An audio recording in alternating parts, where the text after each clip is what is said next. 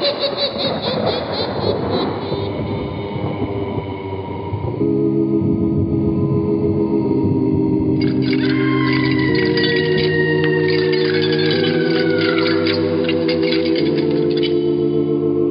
Mysterious Old Radio Listening Society podcast.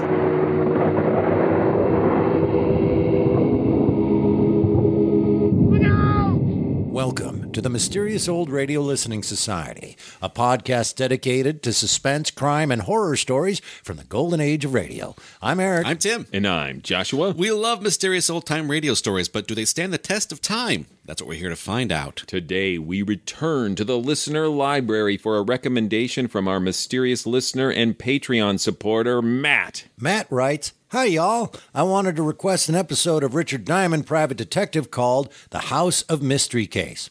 I was charmed by the episode you covered and decided to listen to more. Despite the arguably corny musical numbers, which I love for the record, I find the scripts and performances witty and efficient." Richard Diamond, Private Detective, premiered April 24th, 1949 on NBC Radio, moving to ABC in January of 1951 before airing its final run of episodes on CBS in the summer of 1953.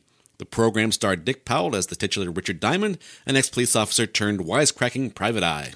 Powell began his film career in 1932 as a contract player for Warner Brothers, appearing in a number of small musical roles. The following year, he was cast opposite newcomer Ruby Keeler in the musical 42nd Street.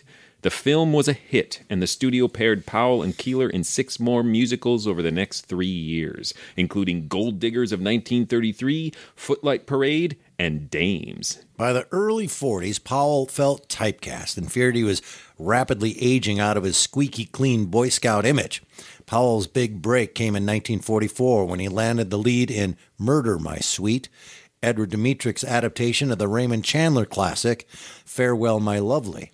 Over the next few years, Powell starred in a number of classic noirs, including Cornered, Pitfall, and Cry Danger. Richard Diamond, Private Detective, married the glib, hard-boiled banter of these later roles with the light comedy of Powell's early career. The epilogue to each story epitomized the program's dueling tones. As Matt mentioned in his email, Diamond celebrated each victory by sitting down at the piano and crooning a song. The end result is either charming or ridiculous, depending on your point of view. Now let's listen to The House of Mystery Case from Richard Diamond, Private Detective, first broadcast December 10th, 1949. It's late at night, and a chill has set in. You're alone, and the only light you see is coming from an antique radio. Listen to the sounds coming from the speaker. Listen to the music, and listen to the voices. Portions of the following program are transcribed.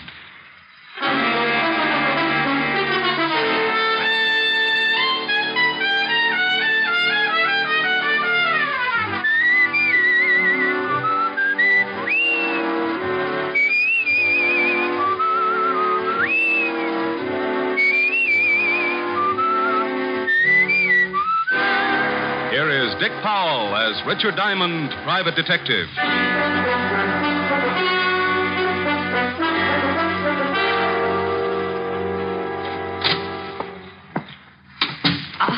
Are you Mr. Diamond? Creditor or client? I'm a client. I'm a Diamond. I'm glad. It's a little informal, but hello, glad. Call me Rick. Oh, no. My name is Julia Bates. Mrs.? Yes, but you don't have to call me Mrs. Bates. I'm a widow, you see. Oh.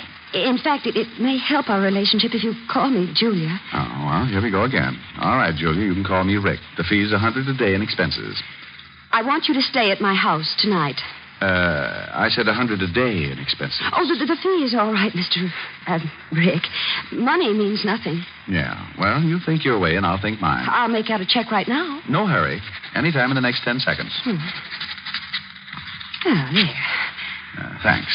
Now, about this assignment. Well, it may sound silly, but I'm afraid of the house I live in. Oh, dandy. I said it might sound silly, but it's deadly serious, I assure you. No, I'm sure it is. You see, my husband, Warner Bates, died 3 months ago.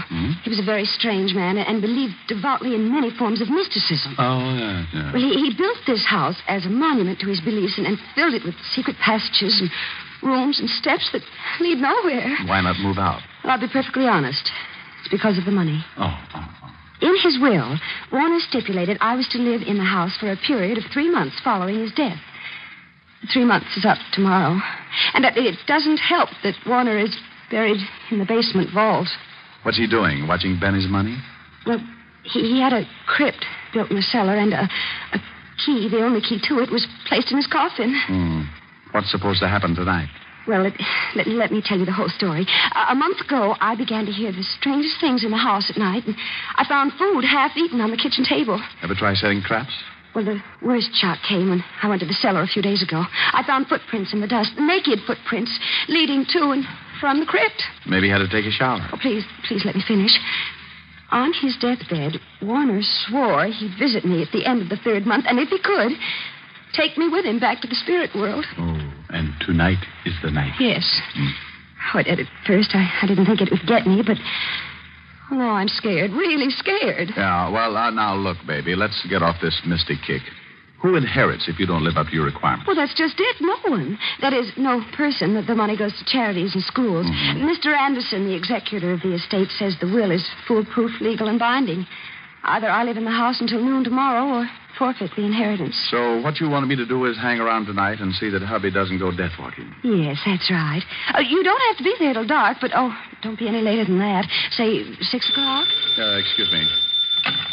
Diamond Detective Agency, freewheeling corpses. Ask the man who kills one. Rick, when are you going to stop those awful slogans? Oh, hello, Helen, baby. Gotta call you back, got a client. Oh, all right. Is she pretty? I don't know. I'm parked behind a curve. What? Forget it. I'll call you back. Bye. Now, Julia, you better go on home. Where's your broom? Broom? Do you think I look like a witch? You don't look like one. More like the good fairy after she'd heard about men. Now, you fly on home, sweetheart, and I'll see you at 6. Don't be late. I'll be there with bones on.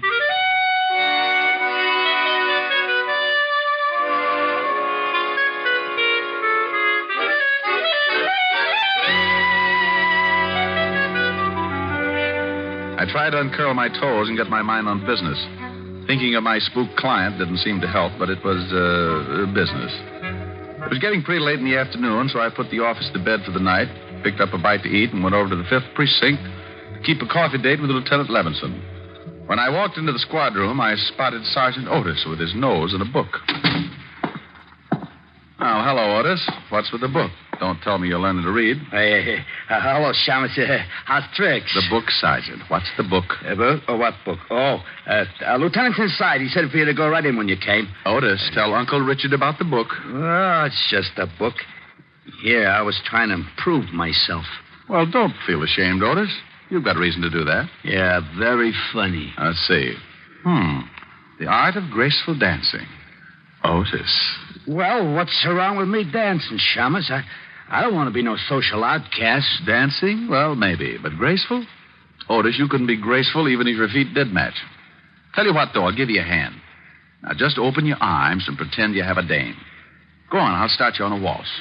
Well, okay. Da-da-dee-dee-dum, tweet, tweet, tweet, tweet. Da-da. Oh, no, Otis. You look like an elephant with sprained ankles. Now try again and close your eyes. Ya-da-dum-dee-dee-dee-dee. Otis, where's the button? Otis, put me down. Oh, yeah, I'm sorry, Lieutenant. I thought you was a dame. You what?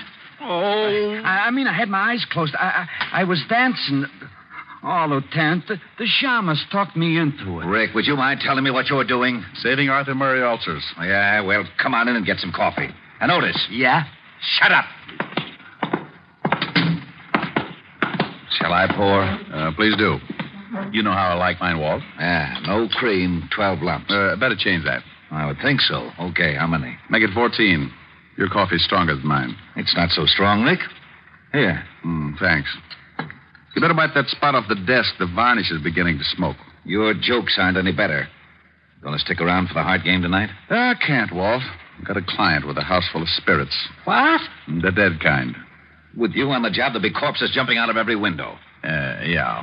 Well, if they start, I'll give you a call. I know. Why don't you give up being a detective, Rick? Play postman or something. Walt, you just don't seem to appreciate my favors. I'm getting late. It's nearly 6. It's a peaceful night, Rick. See if you can't keep it that way. Oh, sure, Walt, sure. This is one night you can take it easy. Give me 2 more lumps, please.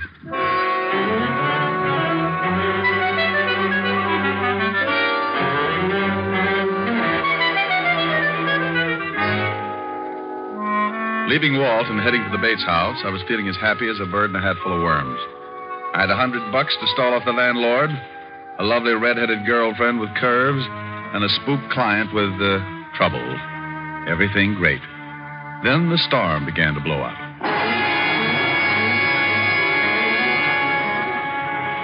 It had started to rain when I saw the Bates house on Temple Street. A big, ugly house straight out of a horror story, with gables and shuttered windows. And as if that wasn't enough, I was met at the door by a butler who was a tiny thing, about 7 feet tall and 300 pounds, with a face like the devil with a hangover. Come in. Oh, yeah, I wanted to see Mrs. Bates, of course. You are Mr. Diamond. She left word with you? I need no word. I am the 7th son. Of a what? The 7th son. Of a... Oh, no, this could go on forever. Okay, lead on. The name is Kane. Yeah? How's your brother? What? Forget it. Where's Mrs. Bates? In the drawing room. This way, sir. Cozy little mausoleum. What time do the ghosts come out? Usually right after the vampires, sir. Oh, dandy. I hope they have an early show. Oh, it will be soon enough, sir. The dead are restless tonight. Maybe if I rocked them to sleep. Got a rock? Mrs. Bates. Yes. Mr. Diamond. Oh, thank you, Kane. Hello, Rick. How do you like my house? Oh, it's lovely. What do you use for doorknobs? Heads? And what's with the big zombie? You didn't mention him. Kane? Oh, he's a fixture around here, but I get frightened more when he's around than when he's gone. Oh, well, now you take it easy, baby. Come on over and sit down and let me chase those fears away. Oh, that is an idea. Name me a better. Can I fix you a drink? Oh, I think I'll take a glass of milk, sir. Here you are. Oh, now, hey, look, Crusher, put a bell around your neck or something. One more surprise like that, and you'll be best man at a funeral. My apologies. Your milk, sir. Yeah, thanks, sir. Come on, Julia, let's get back to where we were. And you, Kane, you... Hey, where'd he go? Rick, there it is. Huh? Yeah. That's the way it starts. Listen. It's the stairs to the cellar. Someone's climbing them. What? Oh, it's probably Kane. You wanted me, sir? Kane? Then who... You wait in here, Julia. I'll go out and get our nosy friend. The cellar door is at the end of the hall.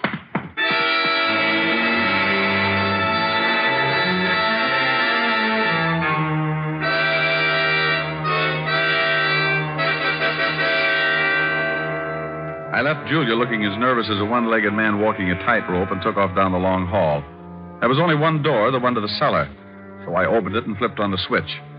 I was moving my ankles down the creaking steps when I heard trouble. What the devil? Julia! Julia! Are you hurt? What is it? Rick, over there in the closet. A dead man. Oh, no. There's no dead man in here. Not there. But I saw him, Rick, I swear. There was a man in there. He was all bloody, and there was a big knife in his chest. Oh, but you must have been mistaken. About a corpse, Rick. He was there. I don't see it. Oh, wait a minute. Here on the floor, bloodstains. You see, there was a man in there. This is blood, all right. But where'd the body go? He couldn't have been moved that fast. Unless... Where's Kane? Right here, Mr. Diamond. But I did not move the dead one. No? Where were you just now when Julia screamed? Having tea with a vampire? No, I was in the kitchen, sir. Do not be mystified, Mr. Diamond. Accept the fact that you are in a house controlled by the other world. There's been a murder, Kane, and that brings it into this world. Who are you calling? A real-life cop who likes to know about dead bodies kicking around. Lieutenant Levinson, homicide. Walt, Rick. Oh, no. I know that tone. Where's the body? I wish I knew. Come on over to 209 East Temple Street. Wait. What do you mean you wish you knew? Is there a body there? Well, it's here someplace. Now, don't argue. Get over here. Wait. And hurry. Now, Kane, You can go back to the kitchen, but stay there. Don't roam around. As you wish, sir. And now, Julia, baby, we're going to do some investigating. Investigating? That's right. I got to begin to see what's in that vault downstairs. And this time, I'm taking you with me. But, Rick, it's locked. I hope so, but I'm not making book. You mean you think it may actually have been Warner come back from the dead? And kill that man, I mean? Right now, I don't know what to think. I wouldn't be surprised to run into Dracula sitting on top of the wolf man. Here's the basement. Hey, who turned out the light? I know I turned it on before. Yeah, that's better. Come on. Oh, Rick, it's cold down here.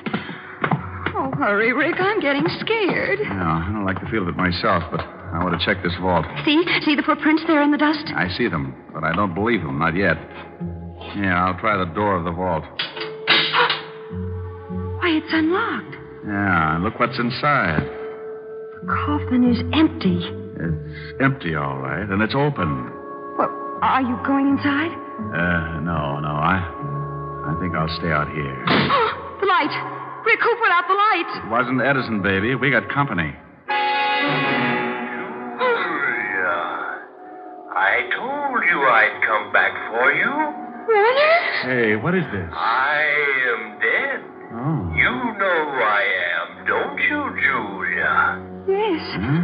Yes, I know it's you, Warner. I'm coming for you tonight, Julia. I will appear at 9 o'clock. I'd better set my watch. Be prepared to meet me, Julia, at 9 o'clock. No, Warner, no. Take it easy, baby. Rick, you down there? Oh, hallelujah. Yeah, Walt, turn on the lights. Sure. There, they're on. Rick, what are you doing? Oh, a blonde. I should have known. Well, do come upstairs and join me. We're coming, Walt. Now, what is this all about, Rick? In a minute, Walt. Otis, help Mrs. Bates into the living room. She's pretty shaken up. Sure, Shamus. Come on, lady. Thanks. Now, what is all this about, Rick? Now, come on back downstairs with me, Walt, and get your gun out. Somewhere in this cellar is a dead man with a lousy sense of humor.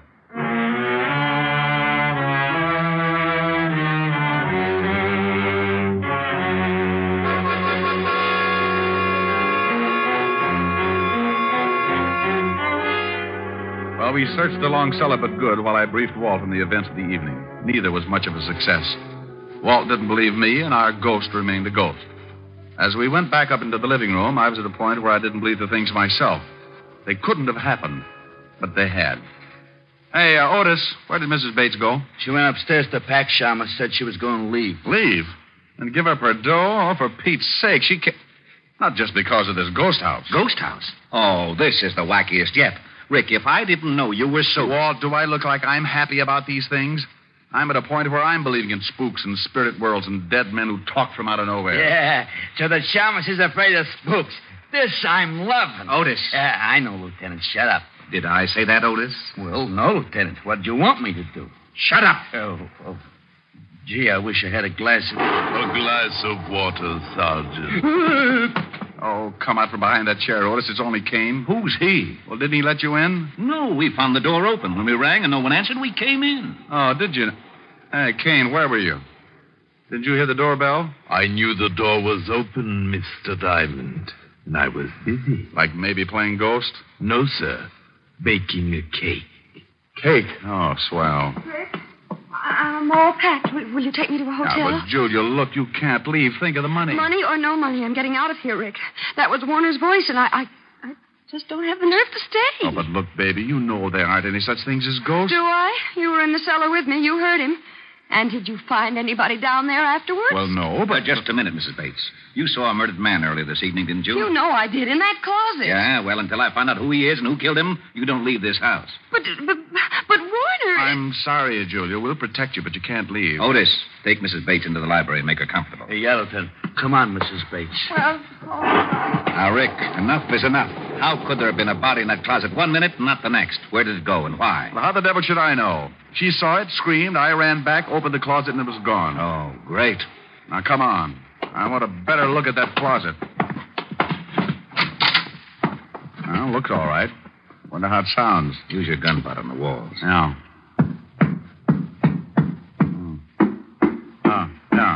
Yeah, this is it. Yeah, but where's the latch? Must be some way to open this section. Try those hooks. Yeah. No, not them. Maybe this rack.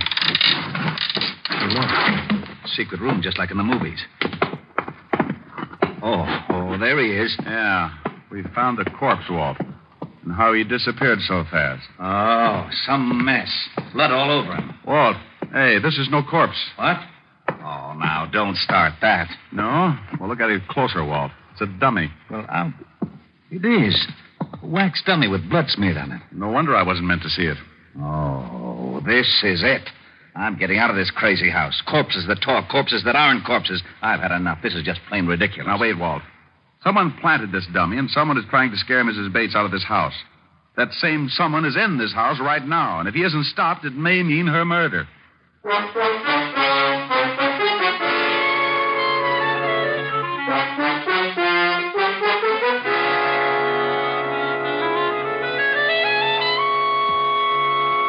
How are you feeling, Julia? I'm exhausted, Rick, but We found the body, Julia. It was a dummy.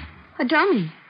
Well, then there wasn't any murdered man? No, this whole thing is a bluff, even that voice in the cellar. Oh, no, that couldn't be. That was Warner's voice, Rick. I know it was. And he's not in his coffin. I know, baby, and I think that's all phony, too. Now, tell me, who knew that only key in the coffin business? Well, just myself. And Mr. Anderson. Anderson? Oh, that's right. You remember, he was Warner's lawyer. Oh, yeah. How about Kane? Did he know of the key? Well, I don't know, Rick. He may have. Warner confided in him a great deal. Rick, this isn't getting us any place. Come with me. Otis, you stay with Mrs. Bates. Yelton. All right, Walt. What are we going to do, grill the dummy? Go ahead. Be funny. But I want to search this whole house. Oh, Walt, this place is a nut house full of secret rooms and hocus pocus. It'd take 2 maps and a Ouija board to get around in it. Well, I'm going to get around it, and up these stairs is as good a place as any to start.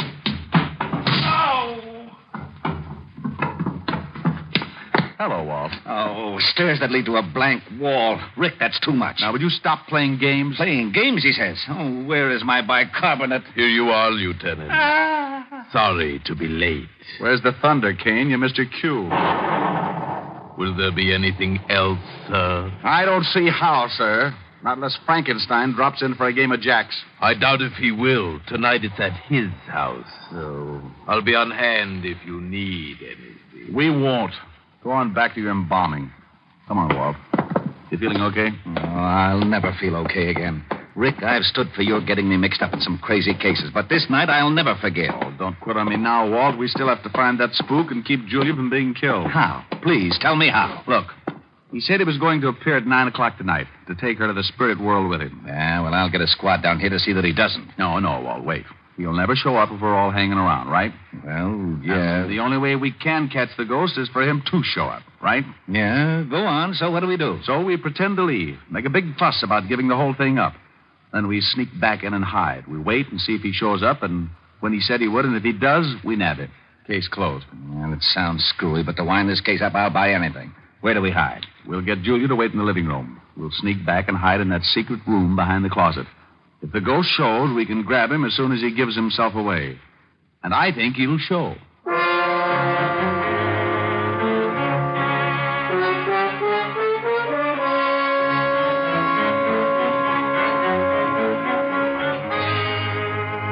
After getting Julia to agree to the idea, Walt, Otis, and I made a big thing about leaving the house.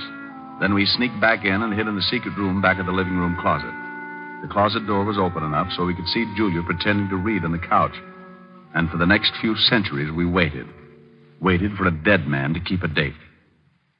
What time is it, Rick? It's 2 minutes to 9. If he's going to show, it won't be long. Hey, do you think a dead man really can come back to life? If you don't shut up, Otis, I'll give you a personal chance to try. I wish he'd hurry. Yeah. Well, it's just time now. I hope Julia plays her part okay. She looks pretty nervous. No, why would she be nervous? She's only waiting for a dead man. A phony dead man, Walt, I hope. Now, don't you start believing in ghosts. You know there aren't any such things. Rick, the lights went out. Shh, listen. I told you I would come for you, Julia. It is 9 o'clock. Oh, Warner, please don't take me out. I don't want to die. Rick, that's him. Shh, wait a minute, Walt. I am the dead, Julia. I am your husband. Yes, I know you, Warner. You must leave this house, Julia. No. Come on, Walt. Right. And Otis, be quiet. Oh, I will. I know enough not to make any noise. What was that? Rick! Rick, hurry! Come on, let's grab him.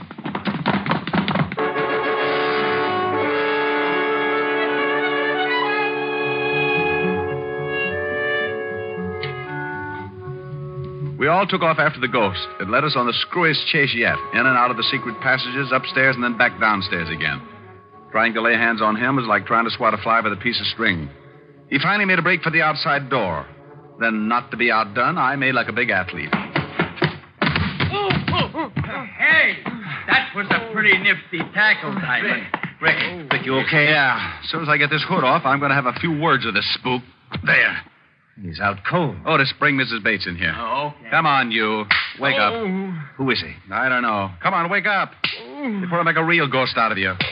Okay, don't hit me anymore, please. Here she is, Lieutenant. Mrs. Bates, do you know who this man is? Why, it's Warner's lawyer, Mr. Anderson, the executor of the estate. Sure, baby, had to be. All right, Buster, what's the story? Oh, all right. It was the money. If I could get Julia to break the will, I had a dummy charity set up so I could get the estate. He's all yours, Walt. Wrap him up. It'll be a pleasure. Otis, put the cuffs on him. Take him out of here. Yeah, Lieutenant. Come on, Spooky. Well, that takes care of that.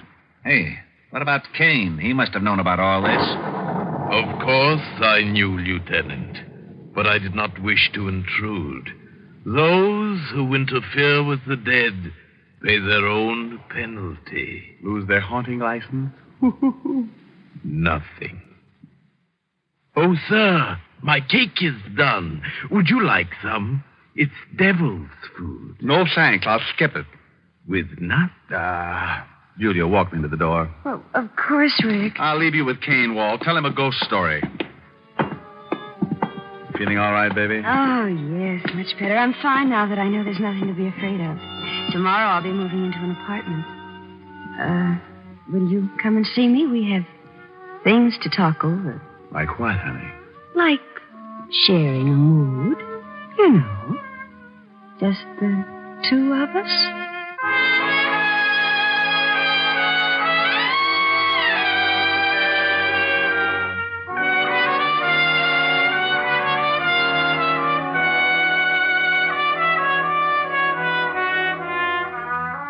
With that, she reached up and showed me what she meant with a big smoochie. I'd have probably stuck around, but I was afraid the house would be too disturbing. I wouldn't have minded having to get up to chase the bats out of the room, but with Kane showing up every time I wanted something, well, that could have led to complications. So I left Walt and Otis to clean things up, bid a not-too-fond farewell to Kane, and went from the house of horror to the one that was full of redhead and a piano. The redhead was wearing a red dress with a new, you know what I mean. Well, didn't think you were going to make it. I had a tough case tonight, honey. Thought I might not get away at all. Mm-hmm. I'll bet you did. Why, Helen, baby, all of a sudden you sound suspicious. Without any effort, darling. Especially when it comes to blondes. Blondes? You mean girls? Girls. Blonde girls with hair like this on your lapel. Oh. And the lipstick on your cheek and the look in your eyes. Oh, you know how it is, honey. Brilliant detective saves client's life and fortune. She had to be grateful. Brilliant detective. Just keep on making me so jealous of you, and one of these days the world is going to lose a brilliant detective. No. Someone going to rub out Sam Spade? Oh, what's the use? Oh, now, baby, don't be mad. Come on, let's next. No. I'm upset and I'm unhappy. If I sing, will you be happy again? I don't know. Well, I'll try. I'll sing my riddled head off. I need your love so badly. I love you oh so madly. But I don't stand a ghost of a chance with you. I thought at last I'd found you, but other loves surround you, and I don't stand a ghost of a chance with you. Are you listening? If you'll surrender just for a tender kiss or two, might discover that I'm the lover meant for you, and I'd be true. But what's the good of scheming? I know I must be dreaming, but I don't stand a ghost of a chance with you. Happy? You sang nice. Do we neck? No. No, it's still early enough to catch a late show. Well, if I take you to the show? Yes. Okay. What's the show you want to see? Oh, it's a wonderful horror picture full of spooks. The ghost talk. Oh, no, no, no.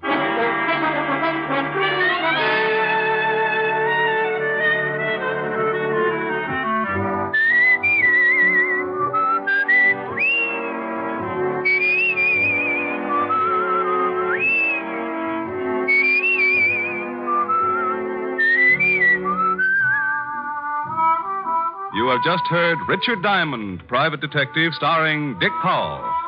Helen was played by Virginia Gregg, Lieutenant Levinson by Ed Begley. Also in that cast were Wilms Herbert, Joan Banks, Paul Frees, and Robert Clark. Music was under the direction of Frank Worth. Portions were transcribed. Tonight's story was written by Herb Purdom and edited and directed by Blake Edwards. Dick Powell soon will be seen in the screen version of the best-selling novel, Mrs. Mike. Now, this is Tal Avery, inviting you to be with us again at the same time next week when we will again bring you Dick Powell as Richard Diamond, Private Detective.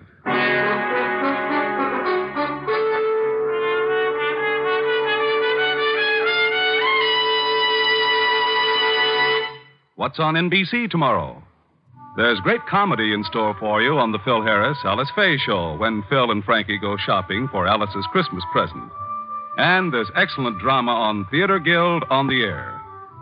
Tomorrow, Richard Conte, Diana Lynn, and Shirley Booth will be starred in the Pulitzer Prize-winning play Street Scene on Theater Guild on the Air.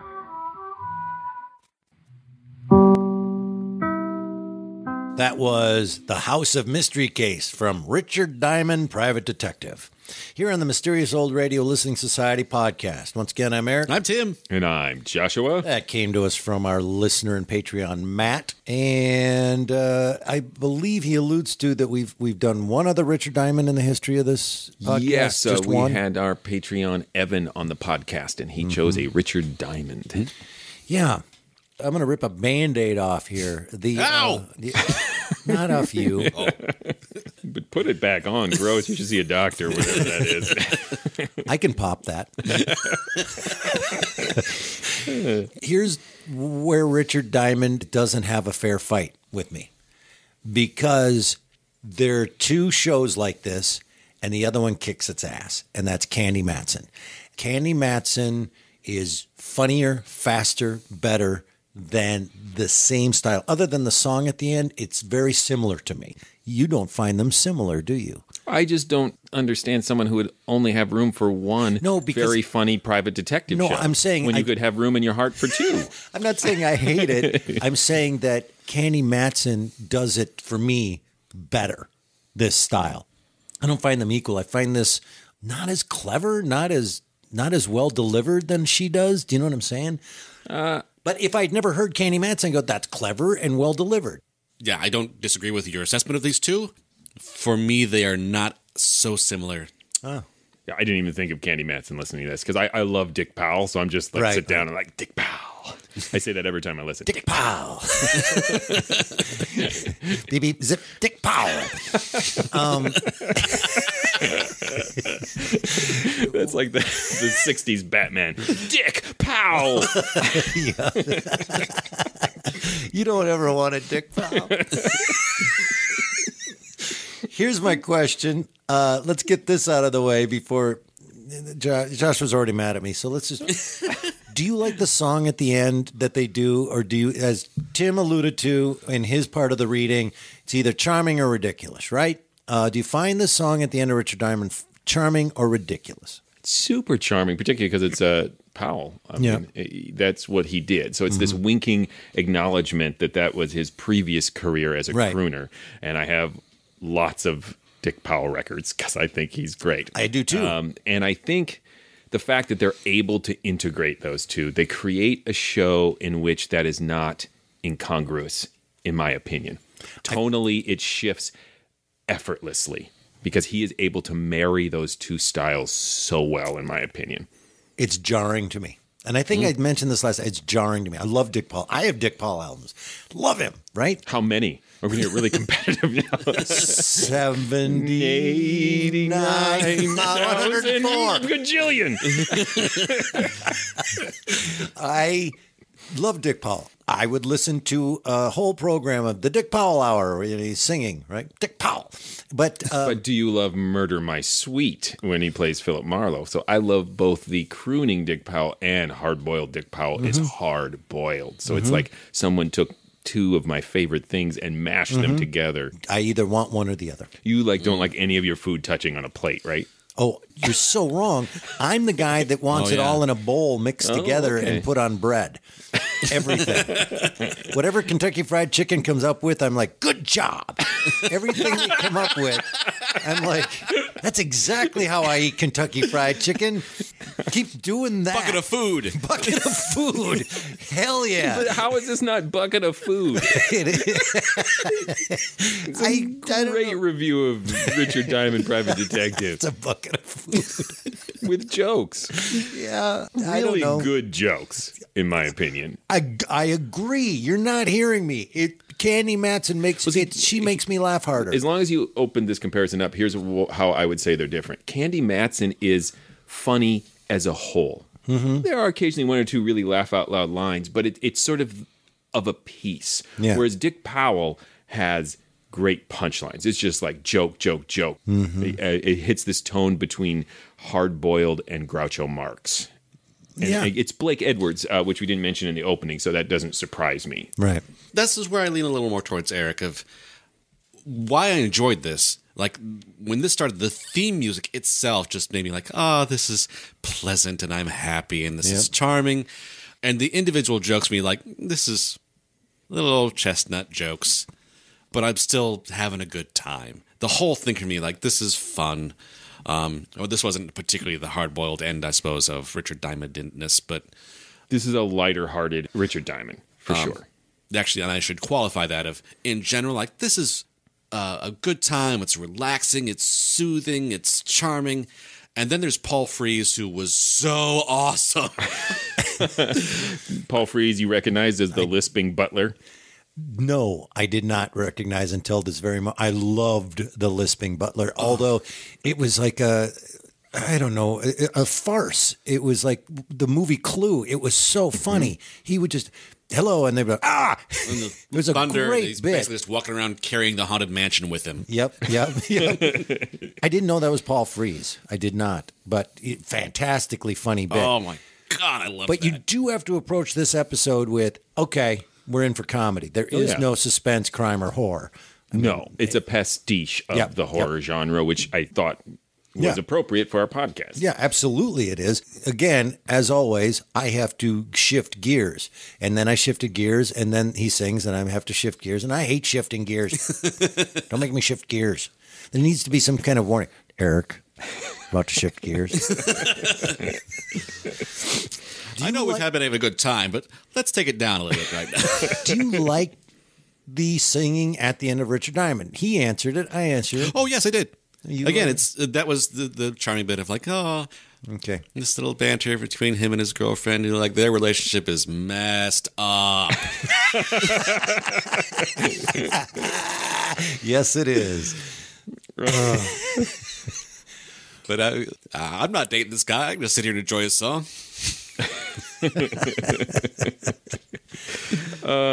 I just think there's so many great turns of phrase in here. Happy as a bird in a hat full of worms just makes me laugh. I'm saving Arthur Murray from an ulcer. And again, I think some of these jokes are quality. I think there may be less rickety than maybe Tim or you do, but it is like the Marx Brothers. It's about it has a safety net of quantity, just in case. Yes, one of them doesn't land for you. The next one will be right around the corner. But I love things like very Groucho Marx when Julia says, "I'll make a checkout right now," and he says, "No hurry, anytime in the next 10 seconds." And it's not so much that by itself is a great joke. There's an example of that. It's just like everything you say, I'm gonna have something funny-ish to say to you. Right. And I appreciate that. And some of them get a little weird and surreal when he's on the phone with Helen, when Julia's still in the office, and Helen asks, "Is she pretty?" And he says, "I don't know. I'm parked behind a curb." It's like, okay, figure this one out.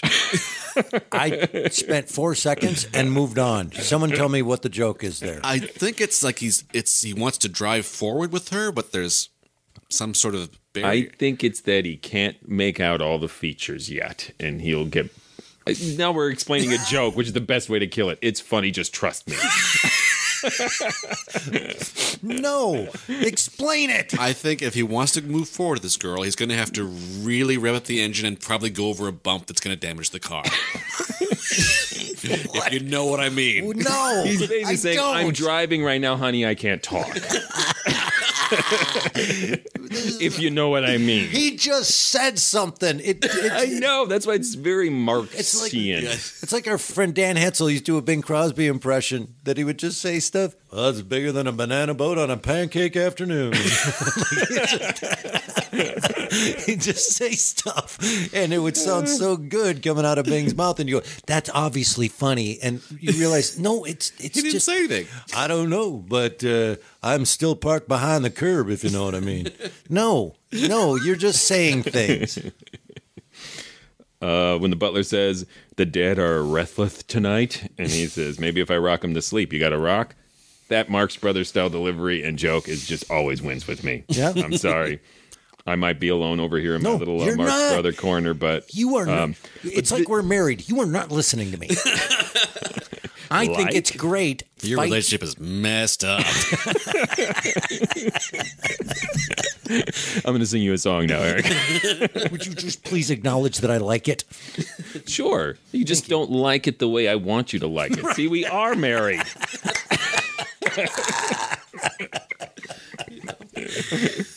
Okay, this is the funniest part of it to me, and then I'll be done describing jokes. But when Julia is describing the whole scenario, like, "Oh, I'm married to this creepy guy, and he died and buried in a crypt," Powell, it's got to be ad-lib. I don't know, it can't be scripted. It's just in the background doing these really funny I think it's these active listening sounds that just killed me. I actually rewound and listened to it several times. Because I think what it is that I listen to it, and maybe it's because I like Dick Powell so much, there's just sort of a contagious fun to his performance. Like, I sense that he's just having a blast. I want to write a play where the butler just appears. Like that. It's just such a funny bit. They're so fast. I'm trying to think. It's reminding me of something, and I can't put my finger on it. That they're right there. Oh, Young Frankenstein. Yeah, I was just thinking that. Yeah. That's the bit. Igor, yes. Thank you. Oh, but Levinson, the lieutenant, is it? Or I can't remember who it is. The main cop. Mm-hmm. After we've seen all those bits where the butler just appears, he does it to him and appears to him, and he does this weird scream. He does this little... Yes, he does. And then they do the whole meta thing, and Dick Powell goes, "You missed your cue." Right. The one slightly hard-boiled thing is when Rick slaps a confession out of the guy at the end. Yes. Yep. Yeah, which is There's fun. an extra slap in there that's unnecessary. Yeah, no. Because I was thinking, oh, this is really Scooby-Doo. And then he's like, slaps him. Like, oh, you like Scooby-Doo. Yeah, I'd love to see Shaggy and Scooby. Slap him, Scoob! One more time. I know he's already about to confess, but hit him again. It's the caretaker of the amusement park. Slap him!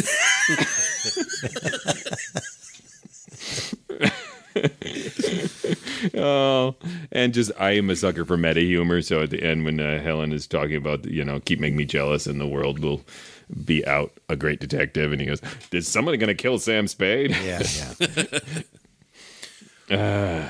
Well, other than all that, and the song is "I Don't Stand a Ghost of a Chance." With yeah, you. Lovely. Come on, Eric. Yeah. I love the song. Kinda. It's not me. It's you, Richard Diamond. That bucket of food doesn't work for me.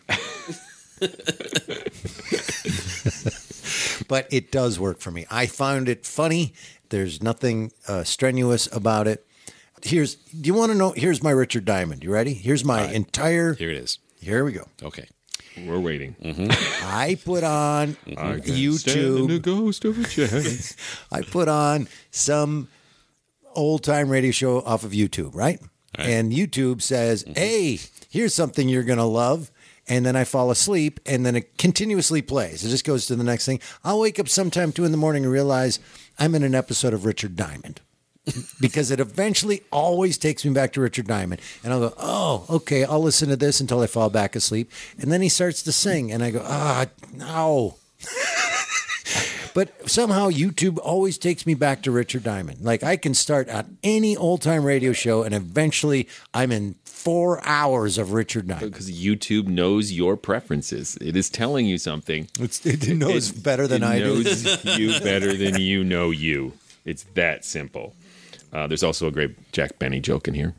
You heard that? Yeah. Noted. Jack Benny joke. But what was the joke again? I forgot it. It was good. Oh, something about being miserly. Yeah, he's watching over Benny's vault. Right. In the basement, yeah. Well, that's been me just recounting jokes I liked for 15 minutes. Thanks for your participation, gentlemen. Matt and I are going to go get a drink, apparently. I don't know what it's totally true. We both liked it. Yeah. It's like we just liked it wrong. You guys did know that we were going to record a podcast about this. You did prepare some sort of comments, right? But plot-wise, there's nothing to talk about. And we liked Paul Frees. That was funny. But the whole thing was so disarming to me. It took away my sitting there critical all like. That's good. I was a passive enjoyer of it. I've given you guys a hard time, but what this does remind me of is that early on when I was thinking of old-time radio podcasts and we started this, I thought, oh, you know what would be a fun side podcast with this? Back when I thought we were made of time and that we'd ever be able to do 2 podcasts. But hey, we all do comedy. Wouldn't it be fun to do sort of a comedy version of the Mysterious Old Radio where we diagnose where we dissect comedy. Clear. You have comedy. It's terminal. But whenever we get something that's comic on the podcast, I have noticed that we just run out of things to say, and it's hard to talk about it without just saying that was funny. I didn't think that was that funny. I feel like in my memory, I've had these conversations with other comedians, really deep discussions about comedy and how it works. But for some reason on the podcast, that just never seems to happen. But I will. And maybe I'm with the wrong guys. Right. Is this leading somewhere? I will tell you this, that we've had Candy Matson. And please, I'm not trying to rub your face in something or rub my face in Candy Matson, please. We've had discussions about the comedy of Candy Matson and then gone into the plot of Candy Matson and the interesting twists and turns and the moments and all that. This story doesn't lead to that. It's so inconsequential. It's all about the jokes, and then he sings. Yeah, and this is an outlier for Richard Diamond. Not this is a comedy episode. Like the one we listened to with Evan had a hard-boiled plot and humor wrapped around it. So yes, this is different from some of the others. Well, should we send it to a vote? Yes. It's not one of my favorite of the Richard Diamond. So it was fine, and it had some really funny moments, but I will say this. I'll give it this. I think it stands the test of time for the genre that it is, especially the Butler. The Butler's worth everything. That's a really funny bit. This is hard because once you enter comedy territory, I think it just gets more subjective. So saying things like it stands the test of time because it would have varied greatly the day it was broadcast who thought this was funny and who thought it wasn't. It's just far more subjective, I think, than drama, personally. Yeah. So it's hard to judge it that way. So I'm just going to say, for me, I expressed my love of Dick Powell, and I think a lot of those one-liners really land quite well, and it's a pastiche of things I love. So I thoroughly enjoyed it, and I can understand if listeners perhaps didn't. I can't understand if you guys didn't. But we did like it. No, I'm just giving you a hard time. What don't you understand? We'll talk about it at home, Eric. People are listening, Joshua. Why do you have to fight? It's my fault. Well, that's something Eric and I could agree on. It is. Go to your room. The exact thing of this being comedy, it moment by moment mostly stands the test of time, and then every once in a while it'll have some little jarring thing. And we touched on, but didn't, like, the Blake Edwards aspect of it. That once I heard that name, it was the humor of that and later Blake Edwards' works. Like, it resonated for me of like, yes, this is enjoyable and fun, and also a little wobbly in the way that all Blake Edwards things are to me. So yes, it stands the test of time, mostly a little wobbly sometimes is what I would give it. That's a new category, wobbly. I like it. I like it. Tim, keep talking and tell him stuff. Hey, please go visit ghoulishdelights.com. There's other episodes of this podcast here. You can hear us talk about Richard Diamond before this, when we were young and naive. What did we think then? I don't remember. You can leave comments on episodes. You can send us messages. If you want to request something, send us a message. Let us know. We'll add it to the list. We can also link to our social media pages, to our Threadless store, buy some swag, or our Patreon page. Yes, you can go to patreon.com/themorals and support this podcast. You can be like Matt. Thank you again, Matt, for the suggestion as well as supporting us on Patreon. We all loved it. I really did, unlike these other two. So please join us on Patreon. There is all sorts of great perks. You can join us for Zoom happy hours. You can join me for the Mysterious Old Book Club, where we get together on Zoom and, you guessed it, discuss a book. We have bonus podcasts. We have Secrets of the Mysterious Old Radio. We have B-Sides, where we listen to supplementary material to support different podcasts we've listened to on the main podcast. So it's full of exciting material. You just have to pay a little bit of money. And if you'd like to see us performing audio theater, our theater company, the Mysterious Old Radio Listening Society, does audio theater of classic old-time radio recreations and a lot of our own original audio theater. So if you'd like to see us do some radio drama on stage, go to ghoulishdelights.com or mysteriousOldRadioListeningSociety.com to see where we're performing, when we're performing, and what we're performing, and get a ticket and come see us either online or in person, because we do live stream all of it. What is coming up next? Next is your pick, Eric. Oh, right. I was supposed to be prepared for that. After we gave him some time to prepare, Eric chose an episode of Inner Sanctum entitled The Voice on the Wire. Until then... Look out! Dick! Pow! Yeah.